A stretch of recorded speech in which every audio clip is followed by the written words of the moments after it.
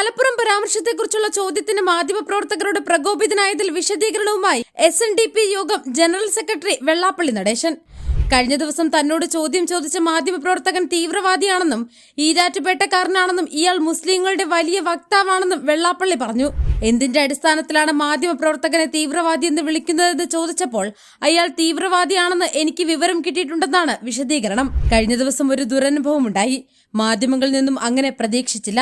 തനിക്ക് 89 വയസ്സുണ്ട്. തന്നോട് ഒരു മര്യാദയില്ലാതെ മാധ്യമങ്ങൾ വളഞ്ഞു. റിപ്പോർട്ടറുടെ അപ്പൂപ്പനാകാനുള്ള പ്രായമുണ്ട് തനിക്ക്. അതിന്റെ മര്യാദ പോലും കാണിച്ചില്ല. തങ്ങൾക്ക് മലപ്പുറത്ത് സ്കൂളും കോളേജും ഇല്ല എന്നത് കണക്കുവെച്ചാണ് പറഞ്ഞത്.